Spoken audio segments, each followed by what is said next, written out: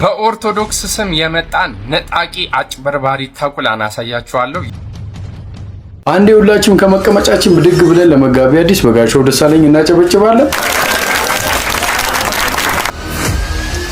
ተሳስተው የስቅለት ዕለት አርብ ጾም እንዳይፈቱ እኔ ጌታ ኢየሱስን እንደግል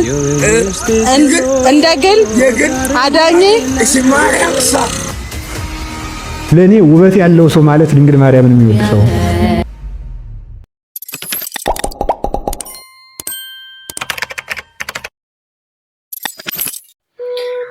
ሰላም ውድ የተከበራችሁና የተወደዳችሁ ኢትዮጵያውያን በሀገር ውስጥም ከሀገር ውጭም ያላችሁ የተዋሕዶ ልጆች እንደምን ቆያችሁ? እኔ ቸሩ መድኃኔዓለም ይመስገን ደህና ነኝ። ሙሉ ስሜ ዲያቆን በረከቱ እባላለሁ። በዚህ ቻናል አጠቃላይ መንፈሳዊ ቪዲዮዎችን፣ አስተማሪ ቪዲዮዎችን ለመልቀቅ አዲስ ቻናል ከፍቻለሁ። ይሄንን ቪዲዮ ራሱ ስራ የመጀመሪያ ነው። ሰብስክራይብ እያደረጋችሁ እንድታበረታቱኝ በእግዚአብሔር ስም ጠይቃችኋለሁ። ዛሬ ብቻ 200 ሰብስክራይብ እስክናደርስ 200 ሰብስክራይብ እናደርስ ቤተሰቦች። በዛሬው ቪዲዮአችን እጅግ አስተማሪ የሆነ የሰሞኑ መነጋገሪያ የሆነ የዲያቆኑን ነገርም ሙሉ መረጃ ይዤላችሁ መጥቻለሁ። እስከ መጨረሻው ድረስ ይህንን ቪዲዮ ብትከታተሉ ታተርፉበታላችሁ። ወደ ቪዲዮ። መስቀሉ ጌታን የተሸከመው ለ3 ሰዓት ነው። 9 ወር በ5 ቀን ከማህፀኗ የተሸከመችው እናቱ ተአምር አደረገች ቢባል ይደንቃችኋል?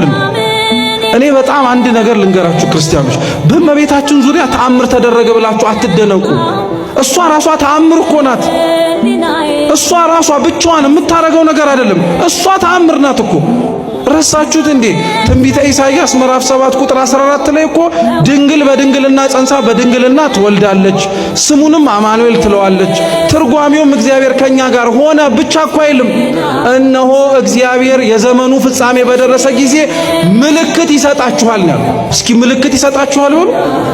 ምልክት ማለት በግዕዝ እኮ ተአምር እኮ ነው። የዘመኑ ፍጻሜ በደረሰ ጊዜ ላይ ያየናት ተአምር እሷ እኮ ናት። ሌላ ነገር አትፈልጉ ክርስቲያኖች፣ እውነቴን ነው የምላችሁ። እሷ ራሷ ተአምር ናት። እሷ ልታደርገው ስለምትችለው ነገር ታስባላችሁ? እሷ ራሷ መኖሯ ተአምር ነው። መራመዷ እዚህ መሬት ላይ ድንቅ ነው። መወለዷ ለዚህች ዓለም በጣም የማይመጥን ነገር እኮ ነው። እንደው እግዚአብሔር ለኛ ድህነት አስቦ ካልሆነ በቀር። ለመምህራችን ቃለ ሕይወትን ያሰማልን። እጅግ በጣም አስተማሪ ቪዲዮ ነበረ። ደስ ይላል። የእመቤታችን ፍቅሯን በልባችን ያሳድርብን። ወደ ቀጣይ ቪዲዮ አይተን እንመለሳለን። ቀጣይ ቪዲዮ ሰይጣንን ከጃለው በላፍ በደንብ ተቀበል። እኔ ጌታ ኢየሱስን እንደግል አዳኜ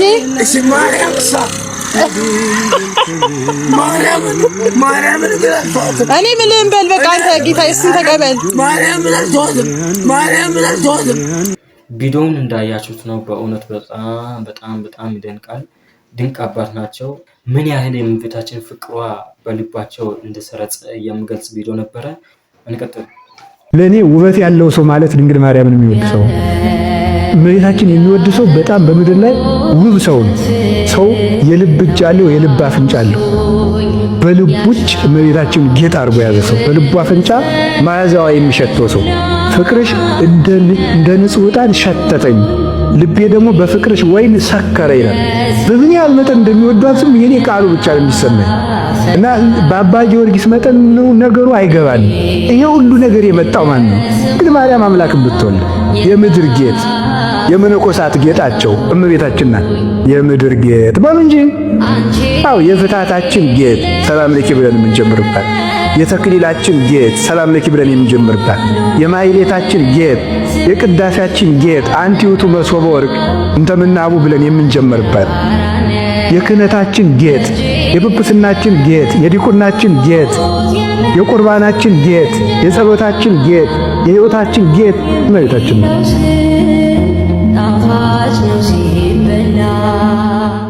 በእውነት አስተማሪ ቪዲዮ ነበረ። ለመምህራችን ቃለ ሕይወትን ያሰማልን።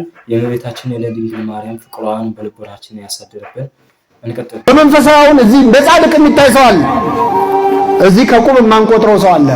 በሰማይ ደግሞ ትልቅ ቦታ አለው። አንድ አባት ገነት ገብቶ አየና ያየውን ለሌላ አባት በህልም ተገልጦ ነገረው። እና ሶስት ነገር ገረመኝ አለ። ስንት ነገር? ገነት ገብቼ ሶስት ነገር ገረመኝ። አንደኛ ገነት ውስጥ አገኛቸዋለሁ ብዬ ያልጠበቅኳቸውን ሰዎች ገነት ውስጥ አገኘኋቸው። እየሰማችሁ? በፍጹም ገነት ውስጥ አሁን እኛ ገነት ውስጥማ በፍጹም ሊገቡ አይችሉም የምንላቸው ሰዎችን አሉ እኮ ስናያቸው፣ ወይ እገሌ ከገባማ በቃ ኩነኔ የለም ማለት ነው የምንላቸው አሉ። ኃጢአተኛ ምላቸው፣ ሰካራሞች ምላቸው፣ ቀራጮችና መንዝሮች መንግስተ ሰማያት በመግባት ይቀድሟቸዋል እንዳለ ክርስቶስ ነው። እና ገነት ገብቻ ለአባት ገነት ውስጥ አገኛቸዋለሁ ብዬ የማስባቸውን ሰዎች በማግኘቴ ገረመኝ። ሁለተኛ ገነት ውስጥ ይኖራሉ ብዬ የጠበቅኳቸውን ሰዎች ደግሞ አጣኋቸው ነው። እገሌማ ይጸድቃል፣ እገሌማ ትጸድቃለች ያልኳቸውን መንፈሳውያን ናቸው ብዬ ያሰብኳቸውን ሰዎች ሳጣቸው፣ ሁለተኛ በጣም ተገረሙ።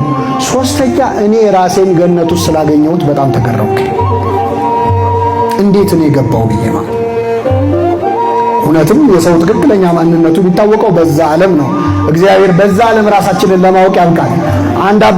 አንዱ ልጅ ቀርቦ አባቴ ገነት ስንገባ እንተዋወቃለን ወይ እርስ በርስ አላቸው። ሲላቸው ምን አሉት? እንደውም በደንብ የምንተዋወቀው እዛ ነው አሉ። ምክንያቱም ማን መሆነ የሚታየው በእግዚአብሔር መንግስት ነው። ቃለ ሕይወትን ያሰማልን።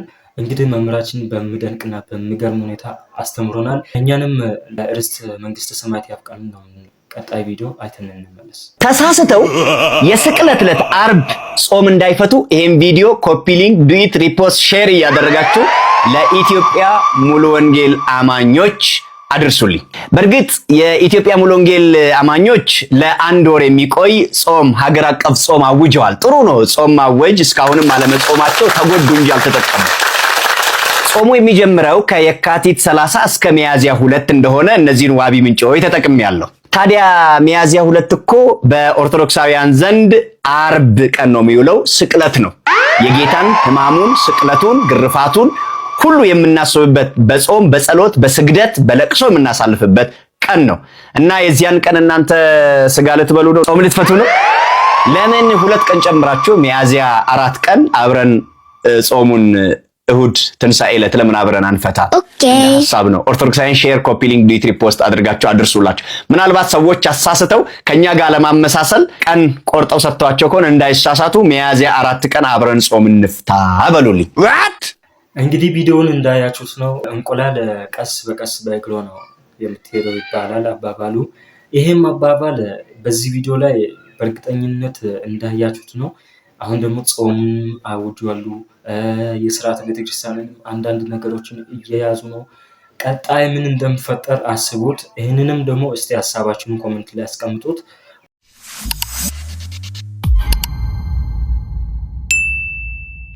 ተመልካቾቻችን የሰሞኑን አነጋጋሪ ቪዲዮን አይተን እንመለሳለን። በዚህ ዲያቆን ላይ ሁላችሁም ግራ እንደተጋባችሁ ዲያቆን ሆኖ እንዴት ነው እንደዚህ የሚሰራው ያሉትን ሁላችሁም አላችሁ። ከዛ በኋላ ወንድማችንም ያብራራውን እናያለን። እስቲ ሙሉን እናያለን። ከዛ በኋላ እኔ በራሴ በኩል የደረስኩትን መረጃም ስላለ አሳያችኋለሁ። እስከ መጨረሻው ድረስ ተከታተሉ። በኦርቶዶክስ ስም የመጣን ነጣቂ አጭበርባሪ ተኩላን አሳያችኋለሁ። ሁላችሁ ወደ ክርስቲያኖች ወንድማችሁን ዲያቆን አቤል ነኝ። አሁን የምገኘው ጥንታዊ የሆነ ገዳም ውስጥ ነው። እዚህ ገዳም ውስጥ አባቶች እናቶች አሉ። ለነሱ እንግዲህ በአቅማችን የተወሰነ ነገር ይዘን መተናል። ጾሙን ምክንያት በማድረግ ሰላም እንደምን አላችሁ? ወንድማችሁን ዲያቆን አቤል ነኝ።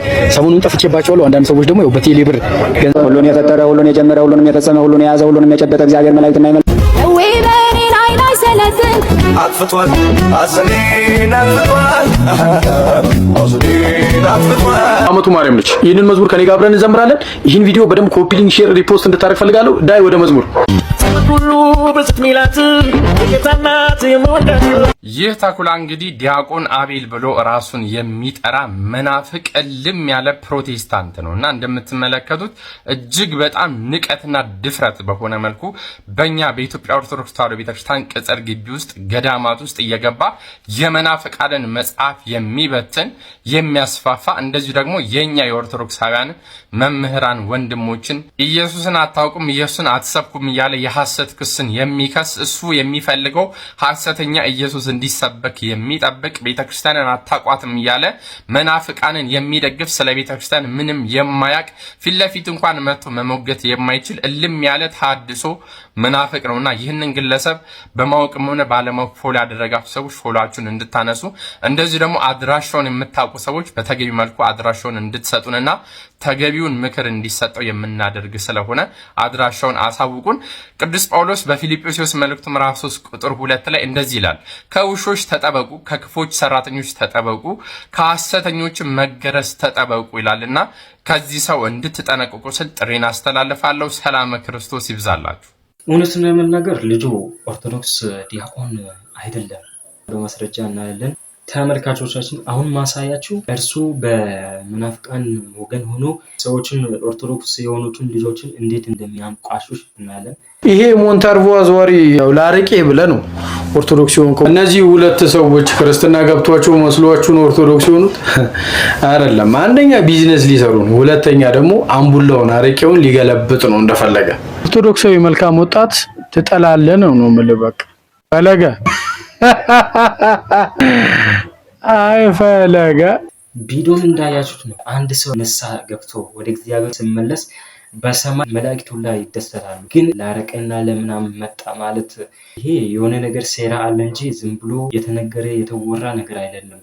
ከዚህ በኋላ ደግሞ የሱ ሳፖርት የሚያደርጉትን ቪዲዮዎችን አይተን እንመለሳለን። የትም እንዳትሄዱ እስከ መጨረሻው ድረስ ተከታተሉ። የዚህ ወንድማችንን አካውንት ባን ተደርጎበታልና ጴንጤዎች እንግዲህ ዛሬ ተበብራችሁ በደንብ የሚያስፈልግበት ዕለት ነው። አሁን ያለሁት በሲዳማ ክልል ሐዋሳ ከተማ ነው። መልካም ወጣት ተጋብዤ መጥቻለሁ። መልካም ወጣት ከጋበዝናቸው ኦርቶዶክሳውያን መካከል ጉዳችሁን አያለው ብሎ የመጣው አንድ ሰው አጠገቤ ነው። የድሮ ሳውል ያሁኑ ጳውሎስ አቤላ እንኳን ደህና መጣ። ተመልካቾቻችን እንግዲህ ቪዲዮን እንዳያችሁት ነው። ፈለገን ምንድነው ያለው? አይ መልካም ወጣት ብሎ ሲሳለቅበት ነበር። አሁን ደግሞ እርሱ ምን ሆኖ ተገኘ?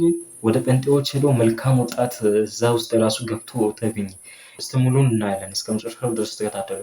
እሺ ወደ ቪዲዮ። ለመምህር ኤርሚያስ አንዴ ከወንበራችን ብድግ ብለን እናጨበጭባለን። ለነብዩ ሱራፌል ካለኝ አክብሮት አንፃር ከመቀመጬ ብድግ ብዬ ቆሜ አጨብጭባለሁ። ቪዲዮን እንግዲህ እንዳያችሁት ነው። ሙሉ በሙሉ ተነስቶ ለፓስተሮች ራሱ ተነስቶ እያጨበጨበ ነበር። ቀጣይ ቪዲዮ አይተን እንመለስ። የኔ ጌታ ወድሃለው ባንተ ብርታት ሰው ሆኛለው ስመሰክር አይኔን እንዳበራ ከለከሉኝ ስሙን እንዳልጠራ። ተመልካቾቻችን እንግዲህ ቪዲዮን እንዳያችሁት ነው። ልጁ አብዛኛውን ቪዲዮ የሚሰራው የመናፍቃንን መዝሙርን በመጠቀም ነው። አንድ እንኳን የቤተክርስቲያንን ነገር ሲሰራ አይቻላልም። ፕሮፋይሉን ገብታችሁ ማየት ትችላላችሁ። የጴንጤ ስብከት ነው ሳፖርት የሚያደርገው። የኦርቶዶክሱ ሰው ያንቋሽሻል፣ ይሰድባል። ቀጣይ ቪዲዮ አይተን እንመለሳለን። አንዴ ሁላችሁም ከመቀመጫችን ብድግ ብለን ለመጋቢ አዲስ በጋሻው ደሳለኝ እናጨበጭባለን። የሚሰገድለት አንድ አለ። የአክብሮት የጸጋ እያልክ ልቤን አትላጠኝ ባክ። እኔ የፎረሽኩበት ጫወታ፣ እኔ ነጥብ የጣልኩበት ጫወታ። ተማሪ እንኳን ቀድሞ ተፈትኖ ገብቶ ጥያቄው ራሱ ይሁን አይሁን ሲወጣ ግን መልስ ይናበባል። ከዛ ከሳተ ተበላው ይላል። እሱ የተበላበትን ሄደ አስምረ ለመበላት ነው እንዴ አንተ የምትንደረደረው? አይሆንም። የአክብሮት አለ፣ የጸጋ አለ፣ የአምላክ አለ። እኔ ደግሞ የሚያሳዝነኝ ጴንጤውም ተቀብሎ ይሄን የሚል አንዳንድ ነው ጎጋ ጴንጤ አለ። በእርግጥ እንዴት እንደሚያስጠላ ሻሜታ እንደጠጣ ሰው አፉ ላይ እንዳለበት ሰው ነው የምትመስለው። በኢየሱስ ላይ ለመደባለቅ፣ በኢየሱስ ላይ ሌላ ነገር ርካሽ ተወዳጅነት ለማትረፍ ኢየሱስን አስጠቁረ በሰፌድና በወንፊት ከጎረቤት ጋር ለመግባባት የምታደርገው ተራ ጫወታ ጊዜ አልፎበታል። ጊዜ ያለፈበት ነገር ነው። እግዚአብሔር አምላክ ቢሆን እሱን ተከተሉ፣ በዓል አምላክ ቢሆን ደግሞ እሱን ተከተሉ። የመለየት ዘመን ነው። ይለያል ዘንድሮ ብለዋል። እንግዲህ ጆሮ ያለው ይስማ ነው። እኔ ሰምቻለሁ፣ እናንተም በደንብ ስሙልኝ። አመሰግናለሁ። ተመልካቾቻችን እንግዲህ ቪዲዮን እንዳያችሁት ነው። እውነቱን ለመናገር ልጁ ኦርቶዶክስ አይደለም፣ ጴንጤ ነው። ሲሰብክ ምንድነው ያለው? ቁጭ ብሎ ሰምቶ መጨረሻ ላይ ምንድነው ያለው? እኔስ ሰምቻለሁ አለ። ይሄ ማለት እነርሱን እየደገፈ ነው፣ ከነርሱ ጋር ሪሌሽን እንዳለ ነው የሚያሳየው። ተመልካቾቻችን የዛሬ ቪዲዮ ይህንን ይመስል ነበረ። እስከመጨረሻው ድረስ ተከታተላችሁ አመሰግናለሁ። ቤተሰቦች ሰብስክራይብ በማድረግ ቪዲዮንም ሼር እያደረጋችሁ ለጓደኞቻችሁ አድርሱ። በቀጣይ ቪዲዮ ተመልሼ እስከምመለስ ድረስ መልካም ቆዩልኝ።